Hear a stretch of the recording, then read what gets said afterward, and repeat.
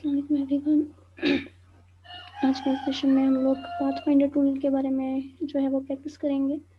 सबसे पहले हमने न्यू फाइल क्रिएट किया है, उसके बाद पाथफाइंडर टूल जो है मोस्टली आपको इस पैनल में मिल जाएगा, बट मैंने यहाँ से क्लोज़ किया है जस्ट इसलिए कि आप लोगों को अगर यहाँ पे पाथफाइंडर टूल ना मिल रहा हो तो आप विंडोज़ पैनल में जाएँ। विंडोज़ पैनल में जाने के बाद यहाँ से आप pathfinder tool,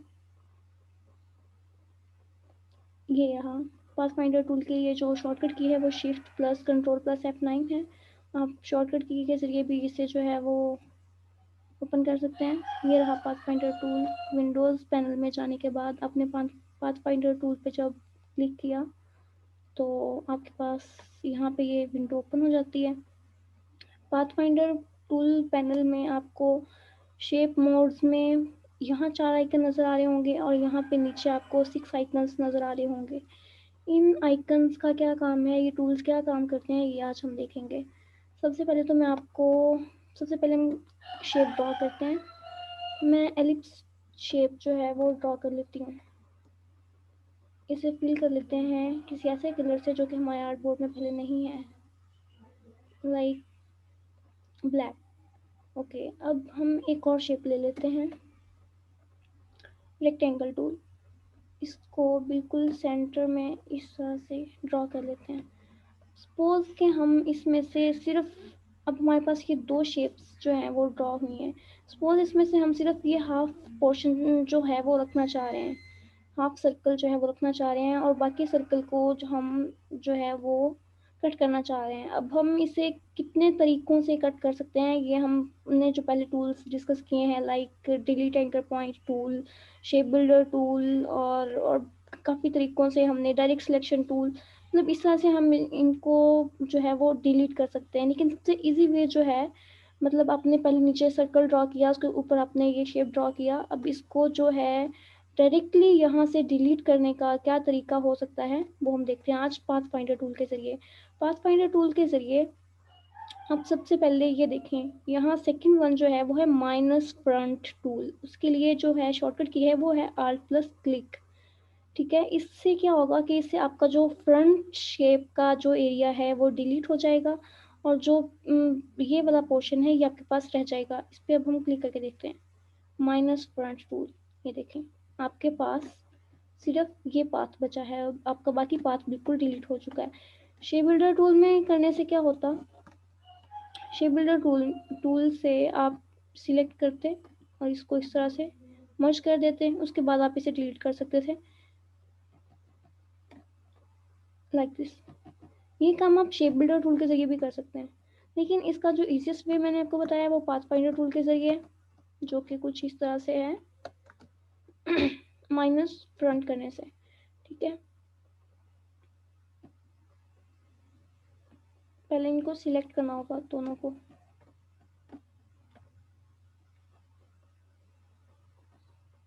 minus front. Okay, अब हम देखना, ये तो काम था माइनस फ्रंट का कि हम किस तरह से शेप को माइनस कर सकते हैं। ठीक है, अब हम देखते हैं मर्ज टूल का क्या काम है। सबसे पहले हमने लिया एलिप्स टूल, ले लेते हैं, इसकी कॉपीज बना लेती हूँ मैं। Control plus C, control F, control V से भी पेस्ट कर सकते हैं। कंट्रोल V से पेस्ट करने से क्या होगा कि ये इस तरह से कहीं भी पेस्ट हो जाएगा, लेकिन कंट्रोल F करने से क्या होता है कि कंट्रोल F करने से सेम उसी ऑब्जेक्ट के ऊपर ये जो है वो पेस्ट होता है। इसके अलावा मैंने आपको एक और तरीका बताया था, रोटेट, किसी भी ऑब्जेक्ट के अराउंड इसको रोटेट करने के लिए कंट्रोल D का ऑप्शन हम यूज़ करते हैं रोटेट टूल को सिलेक्ट करने के बाद। अब हमने ये कुछ शेप्स ली हैं, हमने ये शेप्स को एलिप्स टूल लिया। हमने एलिप्स टूल लेने के बाद हमने एक सर्कल ड्रॉ किया। सर्कल ड्रॉ करने के बाद हमने उसकी कुछ कॉपीज़ बना ली हैं कुछ इस तरह से। अब हम चाहते हैं, जब हम इसको सिलेक्ट करते हैं तो हमारे पास ये इतने ज़्यादा मतलब शेप्स के जो पाथ हैं वो नज़र आ रहे हैं। हम ये चाह रहे हैं कि ये इस तरह से तो रहे, मतलब कर्व्स तो इसमें बने हुए आ रहे हों इस तरह से ऊपर और नीचे, लेकिन ये सेंटर में जो पाथ नज़र आ रहे हैं सिलेक्ट करने से जो अलग अलग शेप सिलेक्ट हो रही है, ऐसा ना हो, बल्कि ये एक ज्वाइन शेप हो। तो इसके लिए हम क्या करेंगे, इसको हम कर देंगे यूनाइट। ये shape path path finder tool में जो सबसे फर्स्ट वाला ऑप्शन है ये है शेप मोड्स में यूनाइट। इसके लिए हम आल्ट प्लस क्लिक भी जो है वो यूज़ करते हैं। यूनाइट टूल यूज़ करने से ये देखें आपका ये बिल्कुल एक पाथ बन गया है। यही काम अगर हम चाहते तो हम शेप बिल्डर से भी कर सकते थे। लाइक इसको हम कंट्रोल Z कर रहे हैं। अब हमने ये कॉपीज बना ली थी। अब हम अगर इसको यूनाइट करना चाह रहे थे तो शेप बिल्डर टूल से हम कैसे करते, शेप इसको इन सबको सिलेक्ट करने के बाद शेप बिल्डर टूल से जस्ट क्लिक एंड ड्रैग करते यूं और यूं।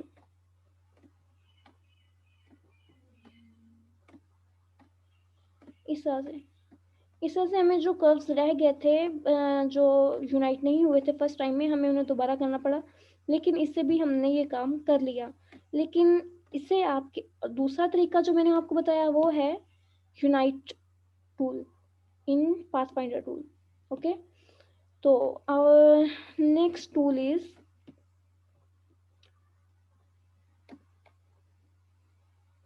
हम फिर से कुछ शेप्स ड्रॉ करते हैं। शेप्स ड्रॉ करने के बाद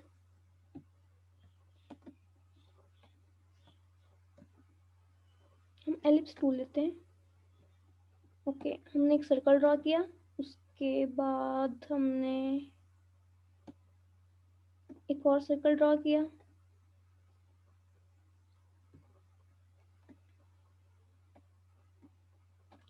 ओके, अब इन दोनों को सिलेक्ट करते हैं। सिलेक्ट करने के बाद हमारे पास जो तीसरा ऑप्शन है वो है इंटरसेक्ट। इंटरसेक्ट में क्या है,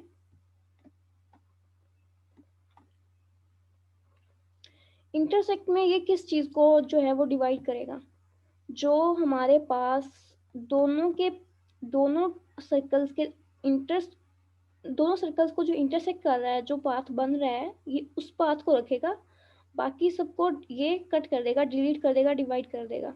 ठीक है, अब हमने दो सर्कल्स ड्रॉ किए हैं, उसमें से हमें ये वाला पाथ चाहिए और ये दोनों हमें नहीं चाहिए। तो इसके लिए हम क्या करेंगे, इसके लिए हम इंटरसेक्ट टूल जो है वो यूज़ करेंगे। ओके, अब हमारे पास इंटरसेक्ट टूल यूज़ करने से ये शेप जो है वो बन गई है। यही काम अगर हम शेप बिल्डर टूल से करते हैं तो उसके लिए हमें क्या करना था, शेप बिल्डर टूल इन दोनों को सिलेक्ट करने के बाद शेप बिल्डर टूल को लेना था और इसको यूं हम माइनस कर देते। शेप बिल्डर टूल में आपको प्लस और माइनस के ऑप्शंस भी नज़र आ रहे होते हैं। जो लेटेस्ट आपके पास वर्जन्स होंगे उसमें आपको प्रॉपर्टीज़ पैनल में यहाँ पे मतलब आपको जब आप शेप बिल्डर टूल आप यूज़ कर रहे होंगे तो आपको प्लस और माइनस का निशान नज़र आ रहा होगा। अभी मेरे पास अगर प्लस का निशान है तो मैं उसको आल्ट प्रेस करने से जो है वो माइनस के निशान में बदल दूंगी और आल्ट क्लिक करने से ये माइनस हो जाएगी शेप।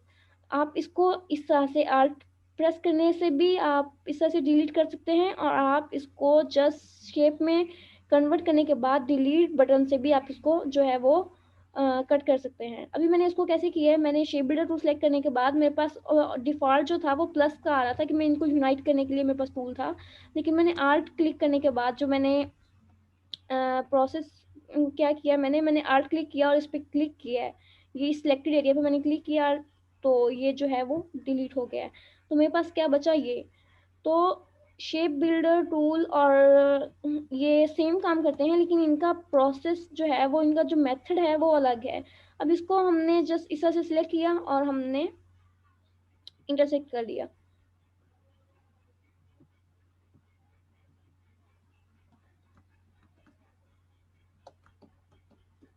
सिलेक्ट करने के बाद इंटरसेक्ट। ओके, अब हमारे तीन टूल्स जो हैं वो हमारे हो चुके हैं। अब हमारा ये है एक्सक्लूड। एक्सक्लूड क्या करता है, एक्सक्लूड का काम है कि जो एरिया इंटरसेक्ट हो रहा होता है ये उसको ख़त्म करता है। अभी हमने देखा था कि हमने एक एरिया को सेंटर से जो इंटरसेक्शन पाथ था उसको रखने के लिए हमने इंटरसेक्ट किया। अभी हमारे पास सेम वैसे ही दो सर्कल्स हैं, लेकिन हम चाहते हैं कि ये दोनों साइड्स तो रहें, ये और ये साइड तो रहें, लेकिन ये साइड ये ना रहे हमारे पास। तो इसके लिए हम क्या करेंगे, इसके लिए हम इस टूल का इस्तेमाल करेंगे। इसका नाम है एक्सक्लूड टूल। ये देखें, सेम। ओके, यही काम अगर हम शेप बिल्डर टूल से करते हैं, देन हम कैसे करते हैं, कंट्रोल जी करते हैं। शेप बिल्डर टूल से ही काम के लिए हम शेप इन दोनों को सिलेक्ट करते हैं। सिलेक्ट करने के बाद शेप बिल्डर टूल सिलेक्ट करते हैं। और जैसे कि मैंने आपको बताया कि बाय डिफ़ॉल्ट हमारे पास जो वैल्यू होती है वो प्लस में होती है, मतलब शेप्स को ज्वाइन करने के लिए, मर्ज करने के लिए। लेकिन हमें चाहिए माइनस, हमें इस शेप को डिलीट करना है। यहाँ से हम आल्ट प्रेस करेंगे और यहाँ पे क्लिक करेंगे। ओके, ये शेप यहाँ से डिलीट हो चुका है। सेम फंक्शंस जो हैं ये परफॉर्म किए जा सकते हैं शेप बिल्डर टूल से और पाथ फाइंडर टूल से। लेकिन जब आप बहुत ज़्यादा काम कर रहे होते हैं, आपके पास बहुत ज़्यादा लेयर्स बन चुकी होती हैं, बहुत बड़ा आर्ट वर्क होता है आपके पास, तो आपको टूल्स जो हैं वो मुनासिबत से यूज़ करने पड़ते हैं कि किस वक्त आपको कौन सा टूल यूज़ करना ज़्यादा ईजी है। तो आप उस हिसाब से इनको यूज़ करते हैं, लेकिन एक ही काम बहुत से तरीक़ों से हो सकता है। ओके, ओके, तो हमारा इंटरसेक्ट टूल भी जो है वो हो चुका है।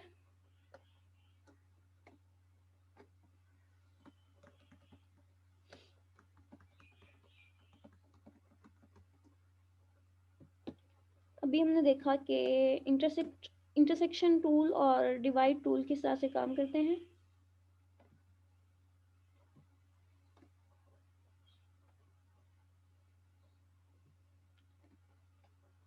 Control C, control we.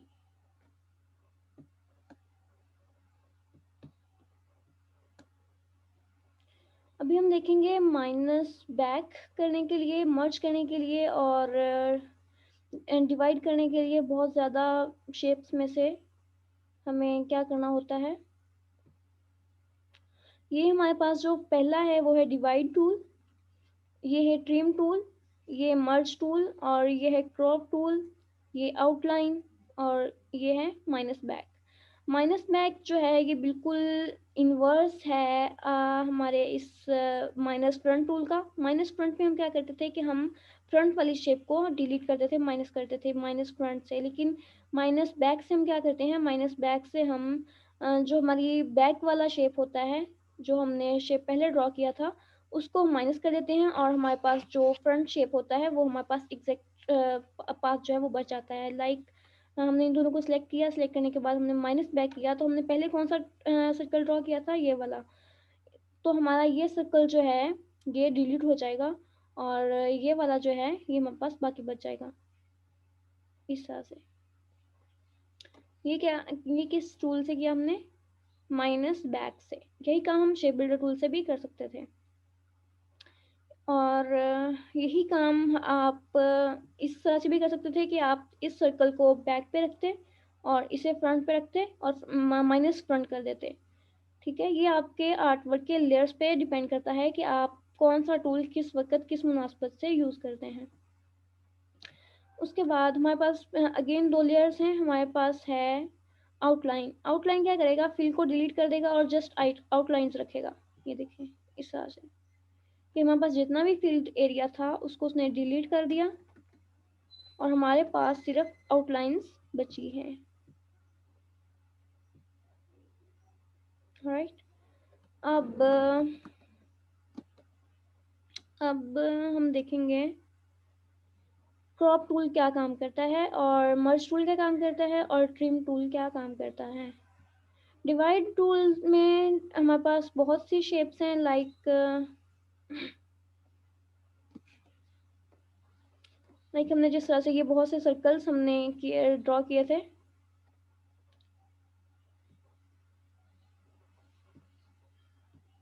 ये देखिए, डिवाइड टूल ने जो भी इंटरसेक्शन पाथ थे उन्हें डिवाइड कर दिया, लेकिन डिलीट नहीं किया।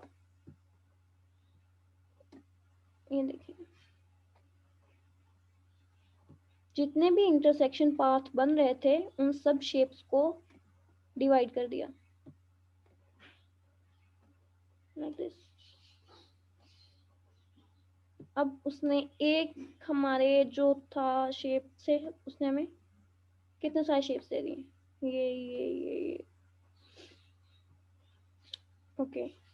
तो उसके बाद ट्रिम टूल और मर्ज टूल सेम वैसा ही काम करता है जैसे कि यूनाइट टूल करता है, लेकिन मर्ज टूल जो है उन्हें यूनाइट करने के बाद उनके आउटलाइंस पाथ वैसे ही रहने देता है। जी अच्छा, ये हमारे पास हमने कुछ सर्कल्स जो ड्रॉ किए उसको हम मर्ज करते हैं, मर्ज करके देखते हैं क्या काम करता है मर्ज टूल। ये हमने इसको मर्ज किया, मर्ज करने के बाद ये देखें हमने मर्ज तो कर दिया, लेकिन अगर हम इसको यूनाइट करते हैं तो ये जो हमें वाइट वाइट सी जो लाइन नज़र आ रही है, आउटलाइन नज़र आ रही है सेंटर में, ये उसको बिल्कुल ब्लैक कर देता अगर हम करते यूनाइट टूल यूज़। लेकिन हमने मर्ज टूल यूज़ किया है। मर्ज टूल क्या कर रहा है कि ये इस पाथ को अलग रहने दे रहा है, इस पाथ को और इस पाथ को वो यूनाइटेड लुक तो दे रहा है, लेकिन ये पाथ अलग से यहाँ पे बना हुआ है, आपको नज़र आ रहा होगा। और जब हम माउस जो है वो कर्सर हटाते हैं तो ये एक वाइट जो है वो लाइन आपको अलग से नज़र आ रही है मर्ज टूल यूज़ करने की वजह से। मर्ज टूल क्या करता है, अगर हमारे पास सेम कलर होगा, मर्ज टूल सेपरेट सेपरेट कलर के चीज़ों को यूनाइट करने के लिए बहुत अच्छा टूल है। लाइक हम इसका स्ट्रोक बिल्कुल हटा देते हैं और इसके सर्कल्स को फिल करते हैं सेपरेट कलर्स के साथ।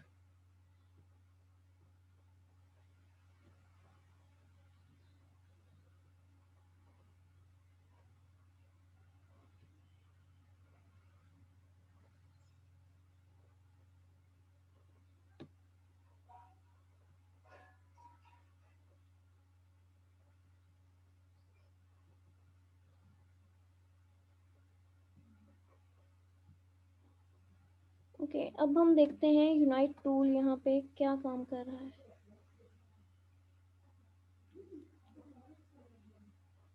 मर्ज टूल, मर्ज सॉरी हम यूनाइट टूल कर चुके हैं, हमें मर्ज टूल पे काम करना है। इसको हम मर्ज करते हैं। उसने उन शेप्स को मर्ज तो कर दिया है, जो हमारे पास जो एक्स्ट्रा पास बन रहे थे उसने वो तो डिलीट कर दिए हैं, वो ख़त्म कर दिए हैं। और कलर्स भी, मतलब ये मर्ज टूल जो है वो डिफरेंट कलर्स के शेप्स के साथ काम करने के लिए बेस्ट रहता है।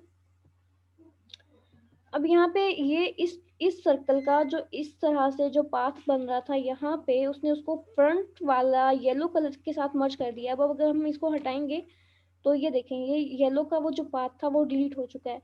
इसी तरह जो ग्रीन का पाथ था, ये हमने सर्कल्स ड्रॉ किए थे ना, जो हमने ग्रीन सर्कल ड्रॉ किया था उसका जो पाथ था वो उसने रेड के साथ मर्ज कर दिया। जो रेड का था वो उसने येलो के साथ मर्ज कर दिया। मतलब उसने फ्रंट इस शेप को इस फ्रंट से इस शेप को इस फ्रंट के साथ मर्ज कर दिया और इस शेप को इस फ्रंट के साथ मर्ज कर दिया और उन पार्ट्स को उसने रिमूव कर दिया। लेकिन अगर हम सेम कलर को जो है वो मर्ज करना चाह रहे हैं तो अगर हम ये डिफरेंट कलर्स को मर्ज करते हैं, ये इसके लिए हम यूनाइट टूल यूज़ करते हैं, तो ये सारा फ्रंट वाले कलर में जो है वो मर्ज हो जाएगा। मतलब एक ही कलर में पूरी की पूरी शेप मर्ज हो जाएगी। लेकिन हमें तो डिफरेंट कलर्स चाहिए, लाइक हमें पहला कलर और चाहिए, दूसरा और चाहिए, तीसरा हमें और चाहिए। एक मिनट मैं आपको दिखाती हूँ कि हमारे पास हैं 1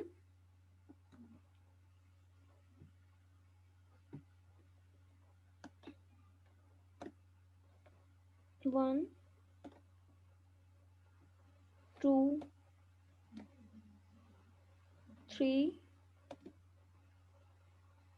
4 5। हमारे पास 5 अलग अलग सर्कल्स हैं। ओके, और हम हर सर्कल का जो कलर है वो अलग रखेंगे, सेपरेट रखेंगे।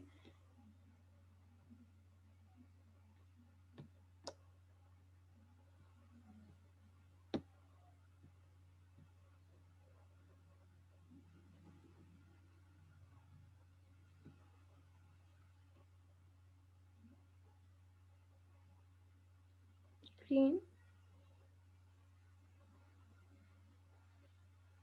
येलो,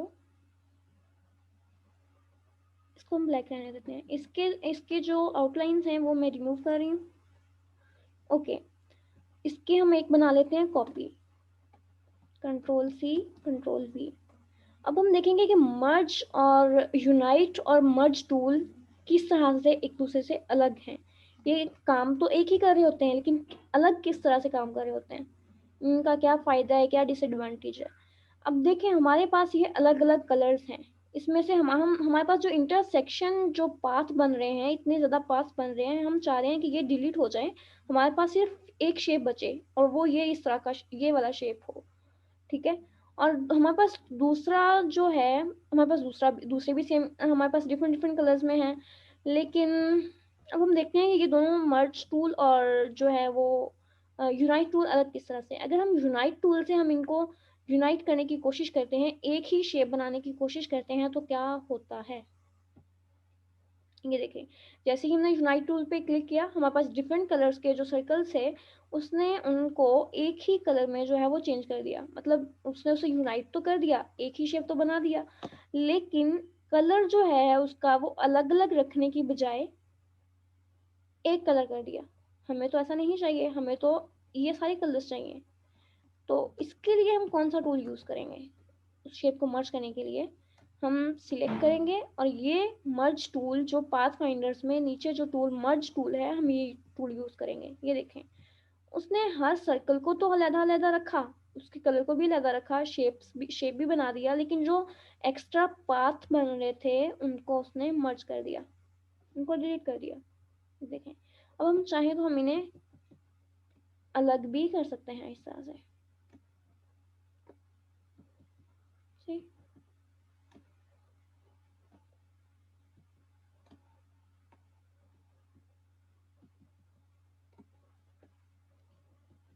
तो ये काम था मर्ज टूल और यूनाइट टूल का।